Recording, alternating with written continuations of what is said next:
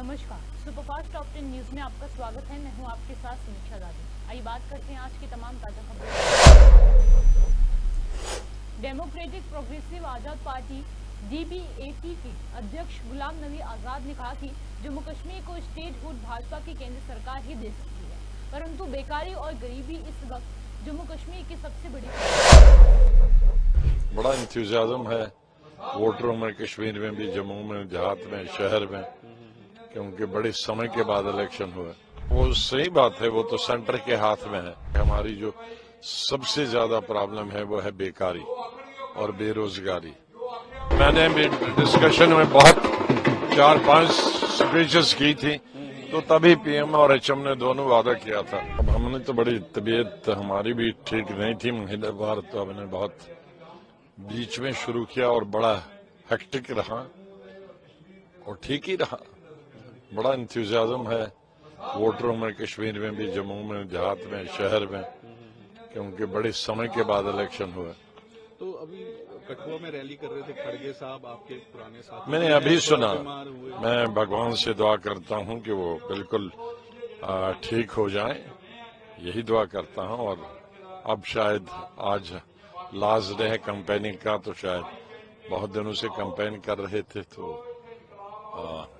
फिर ज्यादा कैंपेनिंग करो कई दिन लगातार तो ऐसी चीजें हो जाती हैं, लेकिन मैं तो दुआ ही कर सकता हूँ। क्या ओवरऑल सब देखे जाए तो इशू जो मेन रहा स्टेट हुड का रहा। जैसे कांग्रेस बोलती है कि हम स्टेट हुड लाएंगे, लेकिन मैं हमेशा बीजेपी बोलती है हम दे देंगे। लेकिन मैं, वो सही बात है, वो तो सेंटर के हाथ में है, लेकिन मैं इन दोनों से ज्यादा इम्पोर्टेंट समझता हूँ कि हमारी जो सबसे ज्यादा प्रॉब्लम है वो है बेकारी और बेरोजगारी, और दूसरा है 35A। ये ज्यादा, मैं इसको ज्यादा अहमियत देता हूँ। तो लगता है कि स्टेट हुड मिल जाएगा, जिस तरह से मोदी जी ने बार-बार बोला है। अब स्टेट हुड तो पार्लियामेंट के अंदर ही प्राइम मिनिस्टर और होम मिनिस्टर ने, अभी जब डिस्कशन हुई थी, मैंने भी डिस्कशन में बहुत 4-5 स्पीचेस की थी, तो तभी PM और HM ने दोनों वादा किया था कि बहुत अच्छी वोटिंग हुई है, रिकॉर्ड वोटिंग बहुत अच्छी हुई है।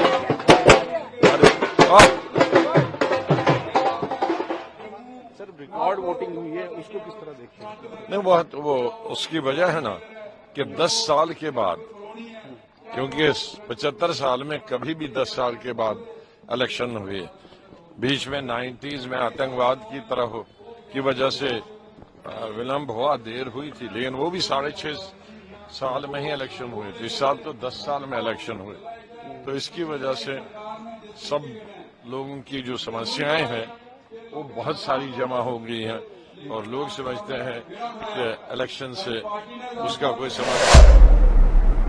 असम के मुख्यमंत्री हिमंत बिस्वा शर्मा ने कहा कि यहाँ बहुत अच्छा माहौल है, भाजपा की सरकार बनेगी निश्चित है।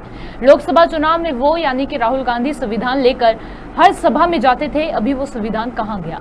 अब कहीं नहीं बोलते कि संविधान खतरे में है। लोकसभा चुनाव में उन्होंने पेंशन के बारे में बोला, अब नहीं बोलते हैं। लोकसभा में उन्होंने अग्निवीर पर बोला, अब नहीं बोलते हैं। उल्टा वो तो बोल रहे हैं कि वो आरक्षण खत्म करने के पक्ष में है। अभी तो कहीं भी नहीं बोलता है कि संविधान खतरा में है।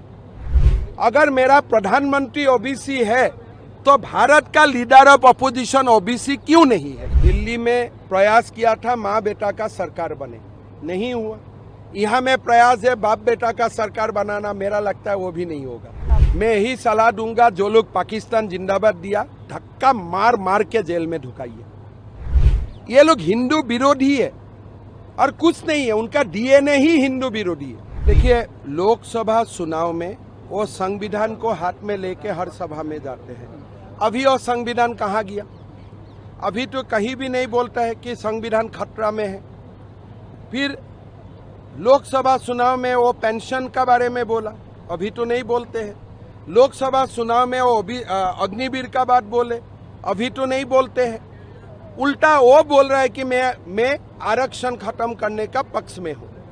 तो ये जो राहुल गांधी है, लोकसभा चुनाव का पहले मोदी जी को हरवाने के लिए जो इंटरनेशनल कॉन्स्पिरेसी था, उसी का तहत उन्होंने पूरा देश भर में झूठ फैलाया। वो बोलते हैं कि OBC को क्यों OBC नहीं है। मैं राहुल गांधी को पूछना चाहता हूं, भारत का लीडर ऑफ अपोजिशन क्यों OBC नहीं है? अगर मेरा प्रधानमंत्री ओबीसी है तो भारत का लीडर ऑफ अपोजिशन ओबीसी क्यों नहीं है? ये जवाब दीजिए आप। वो ऐसा है, वो लोगों से जवाब मांगते हैं लेकिन खुद का जवाब वो किसी को नहीं देगा। अगर आप भी जवाब मांगेगा आप बोलेगा बीजेपी हो। उनका यही कैरेक्टर है। आपने कहा कि दिल्ली में माँ बेटे की सरकार नहीं बनी, हरियाणा में बाप बेटा की। देखिए, दिल्ली में प्रयास किया था माँ बेटा का सरकार बने, नहीं हुआ। यहाँ में प्रयास है बाप बेटा का सरकार बनाना, मेरा लगता है वो भी नहीं होगा। असम में हिंदू राष्ट्र बनाने को लेकर आपकी प्रतिबद्धता साफ है कि नायब सैनी जी को भी कुछ सलाह देना चाहेंगे आप? मैं यही सलाह दूंगा, जो लोग पाकिस्तान जिंदाबाद दिया धक्का मार मार के जेल में ढुकाइए चुनाव जीतने का बाद। यही मेरा उनका एक ही सलाह होगा। बाकी तो वो खुद जानते ही, प्रतिबद्ध भी है, सब कुछ करेगा। लेकिन ये जो लोग हरियाणा में पाकिस्तान जिंदाबाद दिया ना, वो लोगों को छोड़ना नहीं। महबूबा मुफ्ती ने अपनी सारी रैलियां आज कैंसिल कर दी थी हिजबुल्लाह की। देखिए, महबूबा मुफ्ती इंडी गठबंधन है। जब हमारे हिंदू का ऊपर आक्रमण होते हैं, कभी महबूबा मुफ्ती अपना कार्यक्रम को कैंसिल किया था क्या? आज हर बार हमास का कोई लीडर मरता है, प्रियंका गांधी रोना शुरू कर देते हैं। लेकिन अगर भारत में कोई आतंकवादी हमले में हिंदू मरते हैं, शहीद होता है, क्या उनके लिए वो रोता है? ये लोग हिंदू विरोधी है और कुछ नहीं है, उनका डीएनए ही हिंदू विरोधी है। आप पर घृणा की राजनीति करने का आरोप लगाते रहते हैं। घृणा का मतलब क्या है? मैं तो लोगों को बोलता हूँ मुल्ला मत बनो, डॉक्टर इंजीनियर बनो। अगर वो घृणा का मॉडल रहता है, मेरा शिकार है उस मॉडल को। केजरीवाल का कहना है कि हमारे बिना सरकार नहीं बन सकती। केजरीवाल अभी तिहाड़ से आया है, थोड़ा रेस्ट। सपा प्रमुख अखिलेश यादव के बयान पर बीजेपी सांसद रवि किशन ने कहा कि गोरखपुर में सबसे बड़े पेप्सी प्लांट का उद्घाटन हुआ, 5 स्टार होटल बन रहे हैं, कई फिल्मों की शूटिंग यहाँ हो रही है, बेरोजगारी खत्म हो रहा, ये चरम पर है। एम्स सैनिक स्कूल कारखाने स्थापित किए जा रहे हैं। अखिलेश यादव को कभी कभी गोरखपुर में हो रहे विकास की प्रशंसा करनी चाहिए। विश्व दुबई डूब जाता है, लंदन डूब जाता है। माननीय अखिलेश यादव जी, आप बहुत समझदार नेता हैं, बड़े लीडर हैं, गलती से तारीफों कर लिया करें। गोरखपुर में सब बा हो, यूपी में सब बा। हाँ, माफिया नहीं के बाड़न अखिलेश जी। पाकिस्तान ऑक्युपाइड कश्मीर है, वो लोगों ने लिया था धोखे से, उसको तो लेना ही है। जैसे सरकार बनेगी कुछ ही महीना में ले लिया जाए। बरसात तो होती है, बरसात में पानी आता है, वो पूरा विश्व हो, दुबई डूब जाता है, लंदन डूब जाता है। बरसात धुआंधार 48 घंटे नॉनस्टॉप रही, लेकिन बरसात आज रुकी तो सब पानी उतर गया। लेकिन माननीय अखिलेश यादव जी, आप बहुत समझदार नेता हैं, बड़े लीडर हैं। आपको ये भी देखना चाहिए कि यहीं पर आज हमने इंडिया के सबसे बड़े पेप्सी के प्लांट का उद्घाटन इसी गोरखपुर में किया। यहाँ 12,000 करोड़ का निवेश तो खाली गीडा इंडस्ट्री में एक हुआ है। 5 स्टार होटल की कतार है, फिल्म शूटिंग का हॉलीवुड बन चुका है, सारी शूटिंगें फिल्मों की यहीं होती है। रोजगार चरम सीमा पर है। सैनिक विद्यालय से लेके 4 महाविद्यालय हैं, एम्स है, प्रधानमंत्री जी द्वारा एम्स फर्टिलाइजर दिया गया। चीनी कारखाने जो आपकी सरकार में सारे कारखाने बंद थे वो शुरू है। गोरखपुर आज नजीर पेश कर रहा है, सबसे ज्यादा यात्री यहाँ से ट्रैवल कर रहे हैं। नया रेलवे प्लेटफॉर्म, रेलवे स्टेशन बन रहा है, 500 करोड़ का नया एयरपोर्ट, 1200 करोड़ का नया भवन बनने जा रहा है। तो अखिलेश यादव जी, कभी गलती से तारीफों कर लिया करें, लेकिन एक बात बता दें कि गोरखपुर में सब बा हो, यूपी में सब बा। हाँ, माफिया नहीं के बाड़न अखिलेश जी, काहे की मालूम है बाबू लोग कहाँ चल गए। सीएम योगी आदित्यनाथ ने जो है जम्मू कश्मीर में कहा है कि अगर बीजेपी की सरकार बनती है तो वहाँ जो है पीओके जो है वो अपना भारत में पीओके तो लेना ही है। सही कहा महाराज जी, ये तो गृह मंत्री अमित शाह जी ने भी कहा है। पीओके तो हमारे को पाकिस्तान ऑक्युपाइड कश्मीर है, वो लोगों ने लिया था धोखे से, उसको तो लेना ही है। जैसे सरकार बनेगी कुछ ही महीने। दिल्ली के गुलाबी बाग थाना इलाके में स्कूटी सवार बदमाशों ने करोड़ों की लूट की वारदात को अंजाम दिया। यही नहीं बल्कि राजधानी में 24 घंटों के अंदर 3 बड़ी घटनाएं हुई हैं, जिसे लेकर दिल्ली सरकार में मंत्री और आप नेता सौरभ भारद्वाज ने हमला बोला है। आज दिल्ली गैंगस्टर्स और गैंगवॉर्स और बड़े बड़े गैंगलॉर्ड्स का के नाम से जाना जा रहा है। 24 घंटे के अंदर 3 बड़ी बड़ी घटनाएं सामने आई हैं जो सीधे तौर पे, बाकी क्राइम को तो छोड़ दें आप, रेप, मर्डर, डकैती, रॉबरी, किडनैपिंग, ये सब तो छोड़ दीजिए, सिर्फ एक्सटॉर्शन, रंगदारी के नाम पे दिल्ली में पिछले 24 घंटों में 3 घटनाएं सामने आई हैं। और ये रंगदारी की घटनाएं नहीं है, माफ कीजिएगा साथियों, रंगदारी तो पता नहीं सैकड़ों लोगों से कल के 24 घंटे में मांगी गई होगी। ये वो 3 घटनाएं हैं जहां पे रंगदारी देने से मना करने वाले लोगों के यहां गोलियां चलाई गई हैं। आप किसी भी व्यापारियों की मीटिंग में चले जाइए, 100 लोग होंगे तो 80 लोग दिल्ली में आज रंगदारी दे रहे हैं। दिल्ली की ये हालत हो गई है, लोग गैंगस्टर का नाम लेने से डर रहे हैं। आप उनसे पूछिए कौन सा गैंग था, वो नाम ही नहीं ले पाएगा, वो इतना डरा हुआ है। ये जो नाम मैंने आपको बताए, गोल्डी बरार, दीपक बॉक्सर, इन लोगों के नाम लेने से लोग कांप रहे हैं। इनके नाम से लोगों को कॉल आ रही है, इंटरनेशनल कॉल। कभी पाकिस्तान का नंबर बताया जाता है, कभी दुबई का नंबर बताया जाता है, कभी यूएस का नंबर बताया जाता है। इंटरनेशनल कॉल आती है, कॉल पे धमकी दी जाती है और बताया जाता है इतना पैसा दे दो वरना मार देंगे।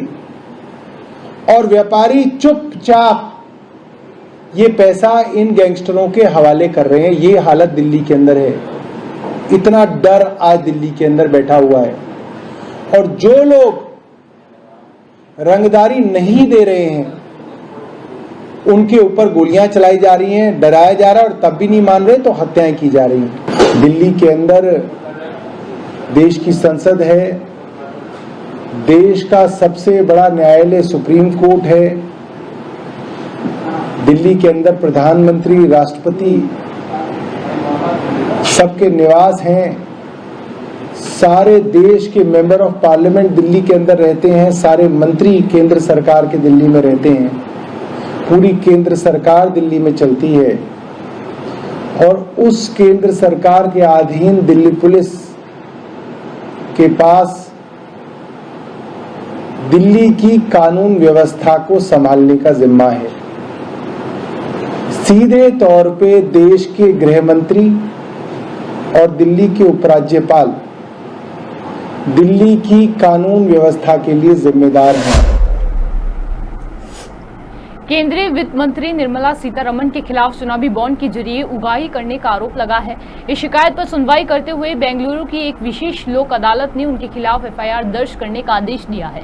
इस मामले को लेकर शिवसेना यूबीटी नेता संजय राउत ने केंद्रीय वित्त मंत्री निर्मला सीतारमण पर निशाना साधा। उन्होंने कहा कि ईडी भारतीय जनता पार्टी के इलेक्शन एजेंट है।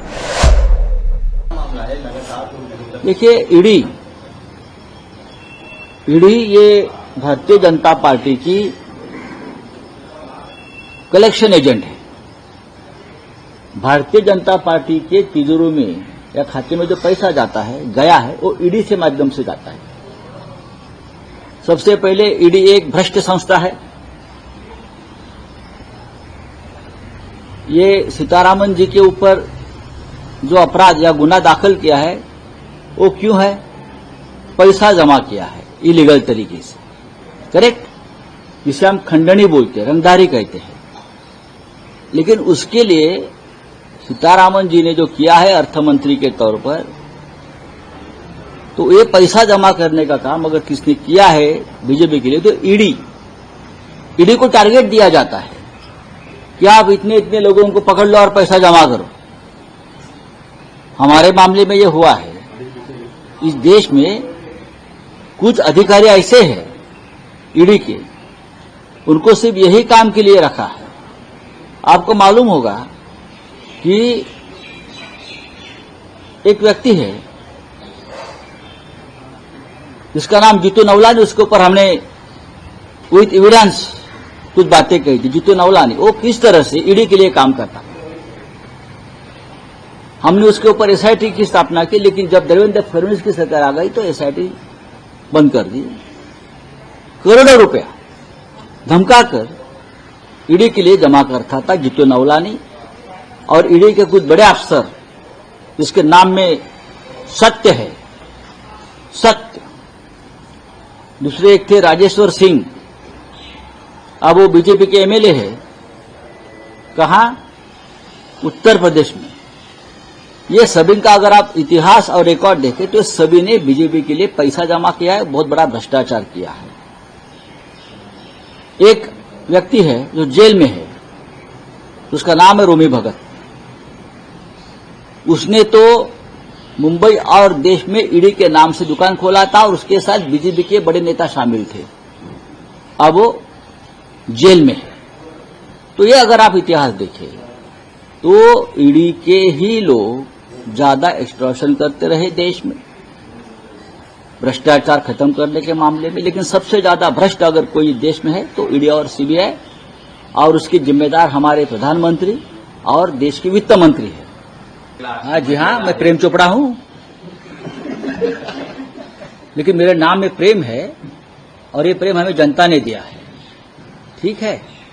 और चोपड़ा नाम से मुझे गर्व है। नीरज चोपड़ा ने देश के लिए स्वर्ण पदक लाया है। हम प्रेम चोपड़ा है तो क्या हो गया, कलाकार है। राजनीति में ऐसे कलाकारों की बहुत कमी आजकल, उनको क्या हरियाणा इलेक्शन 2024 हरियाणा चुनाव से ठीक पहले बीजेपी ने बड़ा एक्शन लिया है। पार्टी विरोधी गतिविधि के चलते 8 नेताओं को पार्टी से निष्कासित कर दिया गया है। टिकट नहीं मिलने से ये सभी बीजेपी उम्मीदवार के खिलाफ निर्दलीय चुनाव लड़ रहे हैं। पार्टी ने सभी 8 नेताओं को 6 साल के लिए निष्कासित कर दिया है। ये नेता पार्टी से 6 साल के लिए बाहर है।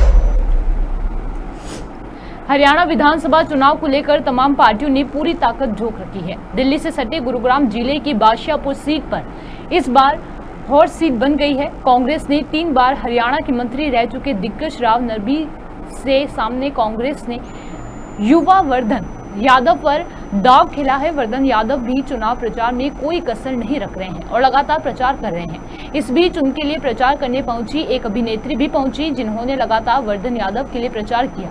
हर संबोधन में वर्धन के लिए भाई शब्द का इस्तेमाल करती दिखी। 1 या 2 नहीं, कई जनसभाओं में नजर आए, जिसकी चर्चा काफी हो रही है। जम्मू कश्मीर विधानसभा में प्रचार करने कांग्रेस नेता कन्हैया कुमार भी पहुंचे। इस दौरान कन्हैया ने केंद्र सरकार पर जमकर निशाना साधा। कन्हैया ने कहा कि इस सरकार को शांति और चुप्पी में फर्क नहीं पता, लोगों को दबाकर उनके हक को मारा जा रहा है। प्रधानमंत्री नरेंद्र मोदी ने रविवार को मन की बात कार्यक्रम के एपिसोड में मध्य प्रदेश के छतरपुर और डिंडोरी जिले में जल संरक्षण के लिए किए गए प्रयासों की सराहना की।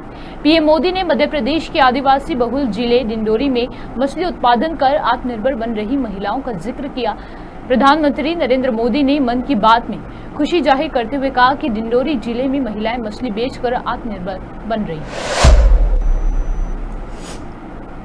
लेबनान में बमबारी करने के बाद इजरायली सेना ने अपने एक और दुश्मन को निशाने पर लेना शुरू कर दिया है।